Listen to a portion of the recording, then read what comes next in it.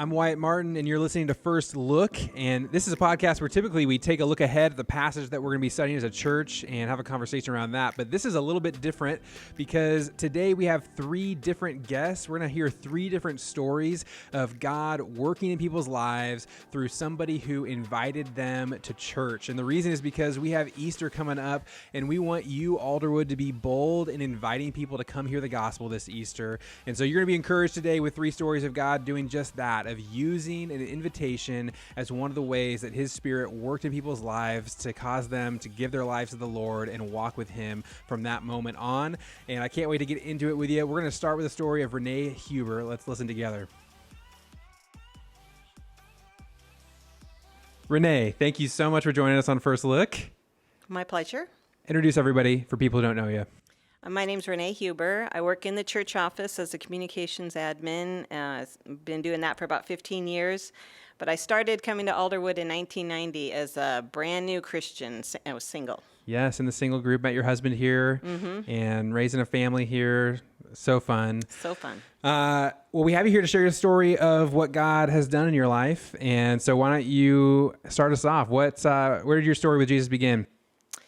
Well, I grew up Catholic and doubted the existence of God at a very young age. And by the time I got to college, I had defined myself as an agnostic once I learned what that word meant. Which means that you doubt God exists, but you don't know for sure. Is that what you meant by agnostic? Yes. Yeah. Yeah. So had met a couple of Christians in high school, would say they probably weren't very good examples. Why was that? Well, we'd be like at a party on Saturday night, and they would say, oh, I have to leave because I have to go to church in the morning. And I would be a little confused about that because I thought, if you're a Christian... The hangover Sunday morning crowd, yeah. Exactly. So it really wasn't until I got to college that I met a couple of people who were Christians that actually didn't party, that they acted like Christians. There was something different about them that stood out to me, and I would ask them questions about how can you believe in God if you can't see him or hear him or feel him or anything like that. And both these two friends were super patient to answer my questions, and I'd go back to them often, and so they were definitely people that were part of my spiritual formation. But at that time, I really didn't want to change my life. Why was that? Because I was having a lot of fun, and I just thought that I would have to stop having fun. Because you looked at Christians, you were like, they are not having any fun. Yeah, well, and I'm having a lot of fun. I knew that I felt like I would have to stop doing things like partying and you knew it would change your life. So I didn't really want to do that at that time. So even though they were very patient to answer questions, I did not make a decision at that point to, and again, asking them, how can you believe in God? Both of them answered similarly that if you seek God, that he'll show himself to you. But I didn't really want to do that at that time. So after college, I was working at a bank, and there were two significant ladies that I worked with there who my spiritual searching continued with. One of them, her name was Lori, and she attended Westgate Chapel. And one of them's name was Lois, and she attended Alderwood Community Church. And I had gone through a bad breakup, and at that time, I kind of felt like this loss of control that I thought I had over my life, and wasn't having so much fun at that time. And at that point, I kind of thought, again, I went back to like, how can you believe in a God that you can't see or hear? And was asking these two ladies questions about their faith, which was very evident in their lives. One of the key moments that I remember working with Lori was I was on a break in the back room with her one day, and we both worked with this girl. I'll just call her a really mean girl.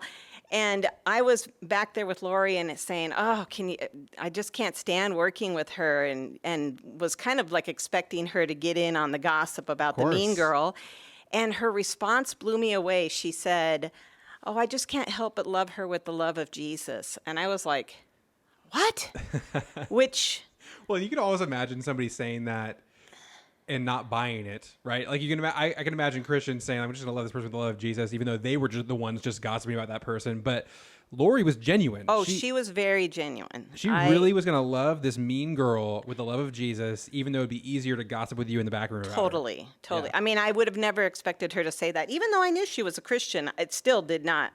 That answer blew me away. It blows me away to this day. So, anyways, because I mean, even as a Christian, it's hard to love mean people, So, anyways, as I was, talking to her and asking her some of the same questions I'd asked the kids in college about how do you believe in God when you can't see Him or hear Him, she invited me to come to Westgate Chapel with her, and I was actually thinking I'm going to go ahead and try to search for God. I don't know how on earth He's going to show Himself to me, because as far as I know, nobody has actually had God come visit them or call them on the phone. So Lori met me there. You said yes. I said yes. She met me there. I sat with her. The minute the music started, I just started sobbing, and I was not a crier. So I was actually pretty embarrassed that I was crying. And now looking back, I feel like the Holy Spirit just must have been moving in me. But at the time, what did you think was happening? I did not know. I was so perplexed. I was apologizing to Lori. I don't know why I'm crying.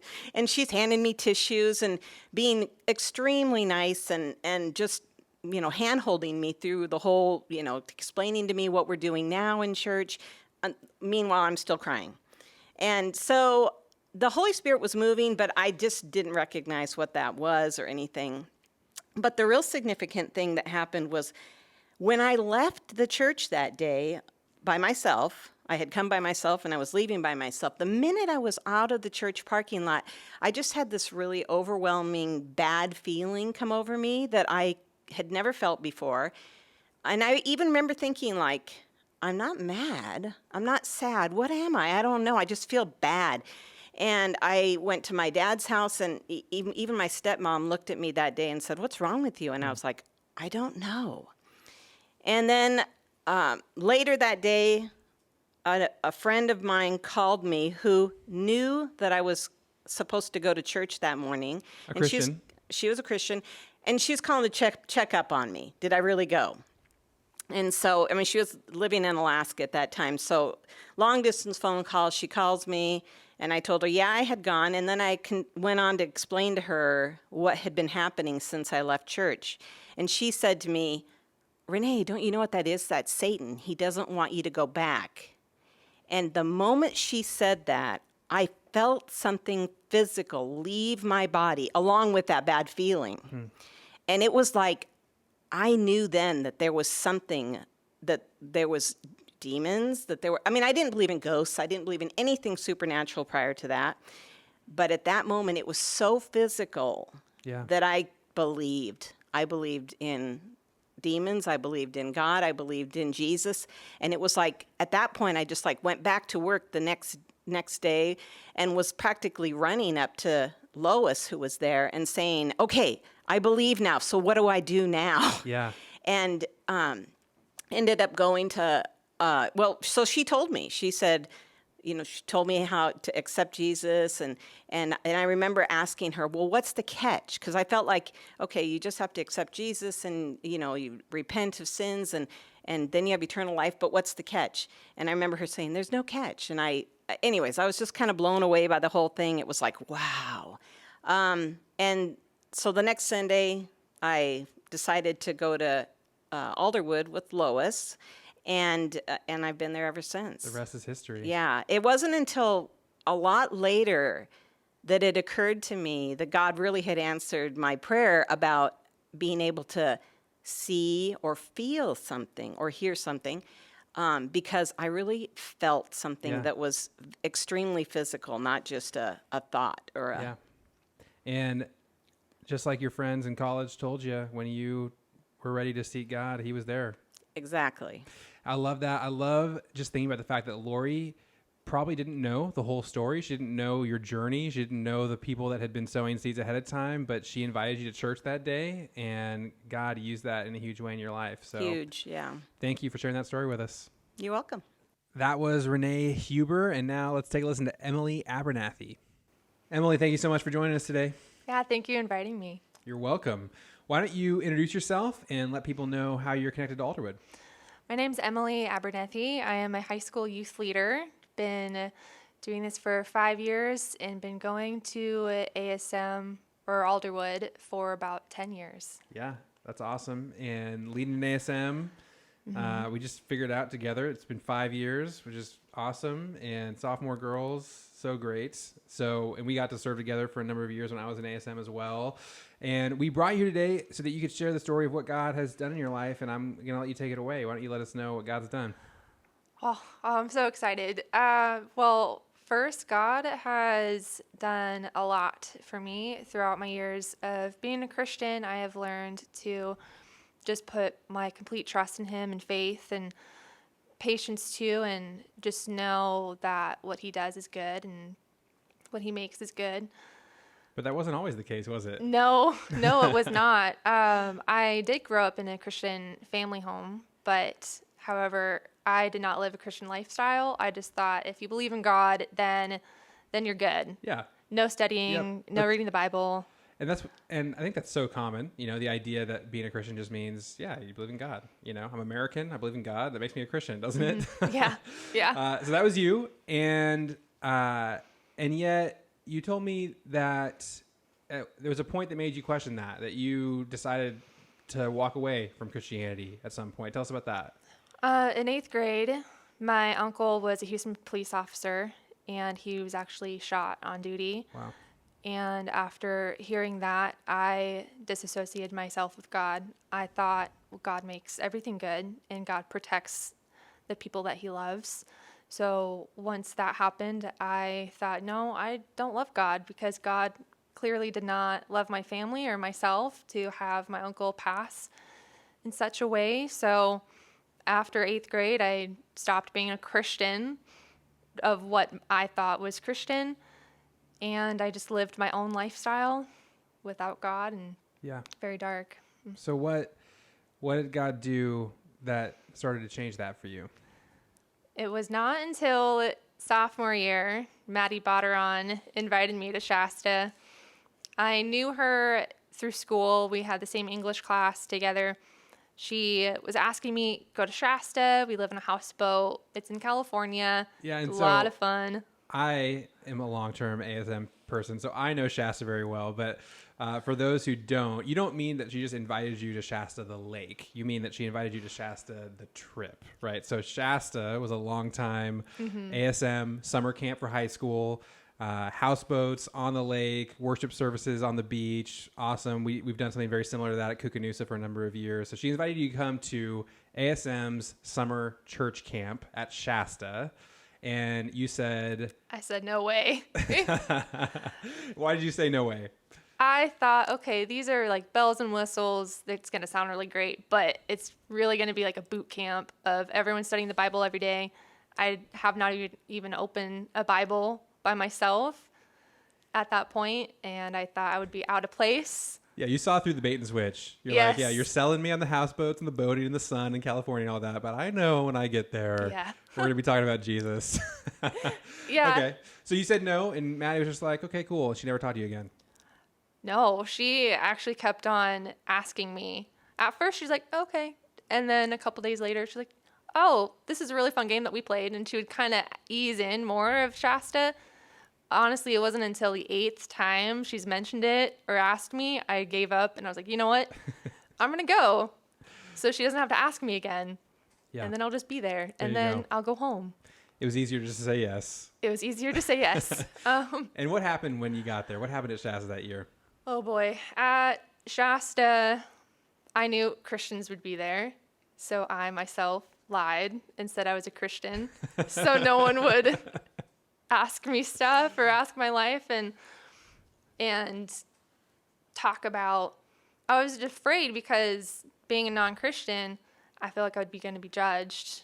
Oh, it'd be terrifying to admit that you're not a Christian at an all-Christian Because camp. I thought Christian feel for that camps totally. were for Christians. Yeah.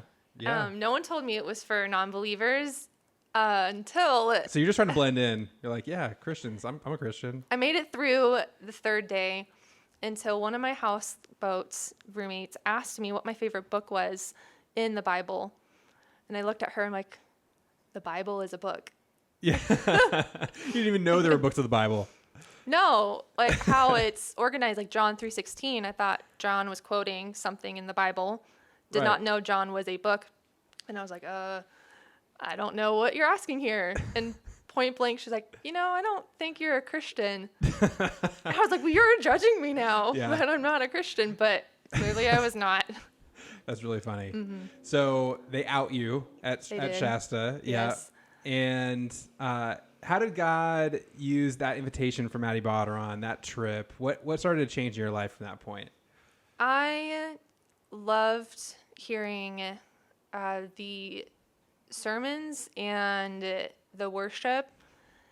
To me, I was conflicting because I'm thinking back to my uncle passing. A good man, Christian, loving, passes away. And how is that okay? Or how is that possible because God does such great things? However, not knowing that Satan is also very powerful and he can do things too. And I started to blame things that like what sin was doing because if other people sin, my uncle passed away. I actually was blaming God for that. So it really just opened my eyes and my thoughts into going to ASM later on. I was nervous after camp to go back to ASM. Yeah, Alderwood Student Ministries for people who don't know. Yeah. Yes. After Shasta, that really opened my heart and wanting to know more about God and also wanting to know more about the Bible and the books since there are more books out there. Yes. Yeah. And that really was the start of a new trajectory for you. I mean, you did start going to ASM. You went the rest of high school, and you told me that it was really when you graduated high school that you really noticed a change in you of just a new passion, a new way of thinking about God, of the Bible. Yes. Tell us about that a little bit. Once high school ended, I thought to myself, I want to know more about the Bible and I want to know how to study. That was the difference. I wanted to know how to study because hearing God's word was really intriguing, but the Bible's overwhelming. So Yes, I asked my other friend, Maddie Heil, who is now Maddie Blosser, hey, can we study Romans? And I picked a random book. She's like, oh, Romans? Okay, do you know who Paul is? Nope, I don't know who Paul is or Saul or anything about Romans, but it sounds like a nice book. Yeah.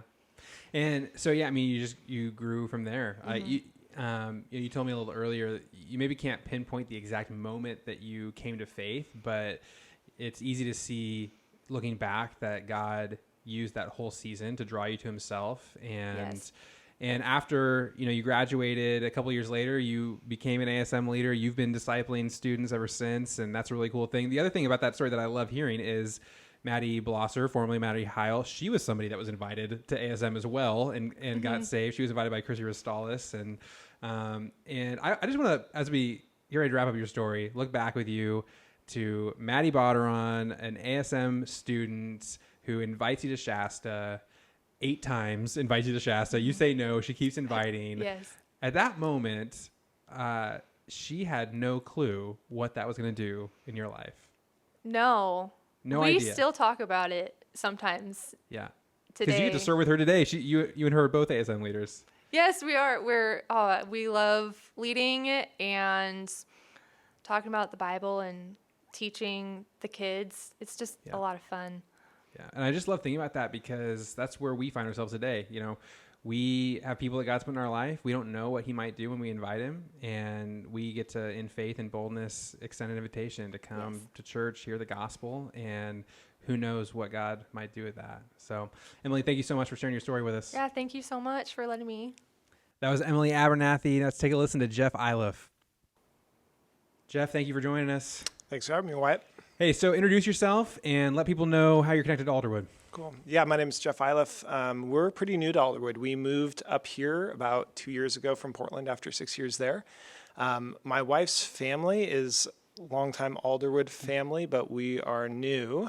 My biggest connection is through ASM, where my kids go to high school and to middle school, and where I lead one of the 7th grade guys groups. Yes, that's right. And that's how we got connected early on. And so glad to have you here. We have you here to share the story of what God has done in your life, and I'll let you take it away.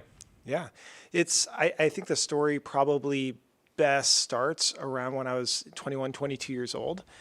So my growing up was not in a Christian home at all. The narrative in my house was Christians were dumb. Not entirely wrong.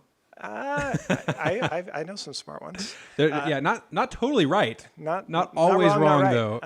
Well, it was that you sort of had to be dumb to be a Christian, or you had to. Yes, that is not true. Agree to not think. Yeah. And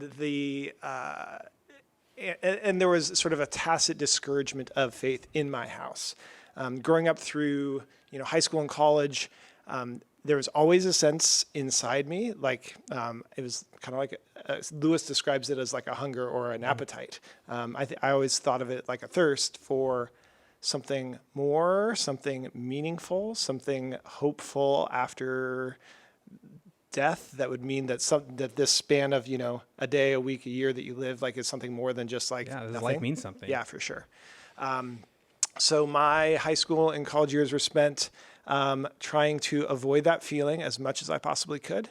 Before I was 21, but even after I was 21, I spent a lot of time and effort and money drinking, playing, just adventuring, trying to either provide meaning or anesthetize the fact that that meaning wasn't there. Did you know that at the time, or is that just something you can see looking back? No, I could see that. I can see that completely looking back. The feeling of absence, the feeling of emptiness was there, and I was aware of it. You'd wake up in the middle of the night and you feel that in the pit of your stomach, but then you try to go to sleep as quickly as you can so that it goes away, and then you try to get busy the next day so that you can forget about it. Yeah. So there was a period of time when I was 20 years old or so where circumstances in my life and my choices allowed me to get to the point where I had pretty much screwed about everything up that I could, job-wise, the things that were valuable to me, friend-wise, pretty much everything. At around that time, so when I was in college, I was a swing dancer. I may not look it these days, but back then I was quite smooth. And I had a dance partner named Tara, who I was super close with going through college. We were part of sort of a group of friends that we danced a lot together. We hung out a lot together. And I just learned this as we were talking before the show recorded. You weren't just a swing dancer who socially goes out and swing dances. You were a competition swing dancer. We competed, and we even won some competitions. Yeah. I owned a zoot suit, if you know what that is. I do not. That. That's good. You can Google it. Okay. So around when I was 20, 21 years old, I was part of a group of friends that sort of went a different way and sort of left that group behind. And that's where I found bottom, was with that other group of friends. And around the time, this is just after I graduated from college. And so you're trying to figure out your life, am I going to go to med school? What am I going to do with my life after college? And at that moment, created such an incredible mess of my life that I was pretty well lost. And we happened to run across each other at some point. And she and a friend of hers had been going for a little while to University Presbyterian and listening to Earl Palmer's teaching there. And she's just like, hey, why don't you come with us? You got nothing else you're doing tonight, yeah. So why don't you come along? So let me ask this. She invites you to UPres. You say yes, which I'm getting ahead of you now. But at earlier points in your life, would you have said yes to that invitation? I think no, in part because of what in part because of my experience with Christians. So I grew up in a town that was a lot like the town that Footloose was filmed in. Yeah. So I was a dorky kid. I grew up playing Dungeons and Dragons and Magic the Gathering, and the vision of the gospel that my community and my friends at school gave me was Christians were people who had rules that specifically said, if you play D&D, like you're going to hell. Yep. And if you don't believe that the earth is exactly 4,000 years old, you're probably going to hell. And if you believe in a bunch of these other things or do a bunch of these things, you're wrong. And to me, that was such an impediment to the gospel that I don't think that if they ever actually articulated the gospel instead of rules to me, I don't think I could have even heard it. Yeah. So at that point, somebody invites you to church and you're like, thanks, I kind of get the Christian thing. I'm not interested. Yeah, no thanks. But you're at a different point in life when Tara invites you.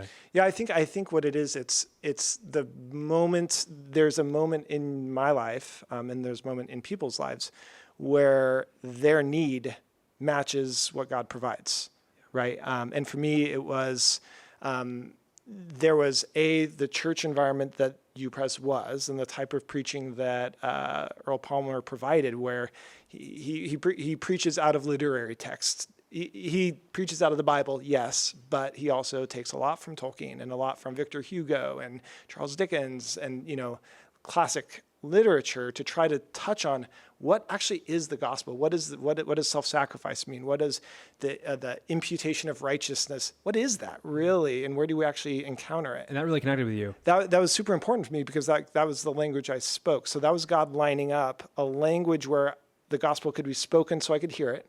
My need lined up. And this friend of mine, Tara, she was the willing conduit who just said, hey, mind if I match you up with this? Even though she didn't necessarily know that it would be the match. She just, thought hey, here's a friend of mine who seems like they need some help, seems like they need something. Maybe this is it. And that was exactly what you needed, and God knew it. Yep. And what happened in the next few months as things unfolded there? For me, it was a pretty intense period of time. It was intense probably because the mess of my life was so intense. And so there's a sense where maybe if my life weren't so jacked up, things would have gone much slower. But the way that the gospel fit like a key in like the receptacle of like this emptiness in my life, it was so obvious. It was like, dude, this is it. Like, this is that thing you've been wondering about and fearing and like needing all of these, these years, when you wake up in the middle of the night with that pit in your stomach, like this is the thing that satisfies that thirst. Here it is. So it was a matter of like probably just a couple of months. It was like 20 years ago now. Yeah. It was probably just a couple of months. And I remember like taking my first communion there. And like, that was the moment where the elements came around and I'm just like, what am I going to do with these things? And like, that's the moment when I was like, yeah, this is it. This is the answer. I'm going to follow this. Like, this is like Christ met me here and answered these questions and answered these needs. I love that, Jeff. That's so encouraging to hear. Thank you for being willing to share that with us. Yeah. Thanks for having me. That was Jeff Iliff, and I don't know about you, but I'm so encouraged after hearing these stories. It's just so good to hear what God has done and then to have faith to look forward and believe that he can do it again. And that's what I want you to be thinking about as we close today, is that God can use you. He can use the relationships in your life, and it takes boldness and faith to say yes to the person he's put on your heart. And so as you reflect on what God's done recently to bring people to mind, to bring relationships up, I just want to encourage you, have the courage to say yes to the Spirit when he prompts you. Send a text, make a phone call, invite somebody over for dinner this week, and invite them to come to church with you this Sunday, Easter Sunday, and let's look forward to seeing what God does through that. I can't wait to worship with you. We'll see you then.